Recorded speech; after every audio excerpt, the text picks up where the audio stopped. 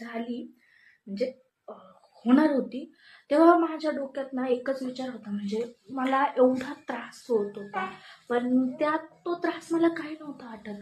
मला ह्या गोष्टीचं टेन्शन होतं, जर मला ह्या परिस्थितीत काही झालं आणि माझ्या बाळ म्हणजे त्याला जर काही झालं नाही किंवा मी नाही राहिले या जगात, तर माझ्या बाळाचं काय होईल, कसं होईल, म्हणजे जो जीव मी तिला लावते, जी काळजी मी तिची घेते, ती काळजी कोणी घेऊ शकतं का?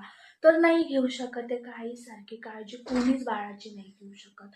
आणि त्या टायमिंगला म्हणजे मला विचार करून त्या गोष्टीचं एवढं रडायला येत होतं की मी देवाला ही प्रार्थना करत होते की देवा प्लीज मला आणि माझ्या बाळाला दोघांना पण सुखरूप राहू दे, की माझ्यासाठी नाही पण माझ्या बाळासाठी. आणि त्याच्यानंतर म्हणजे असं म्हणतात की बाळ हातात आल्याच्या नंतर मरणापासून भीती वाटायला लागते, पण तसं नाहीये.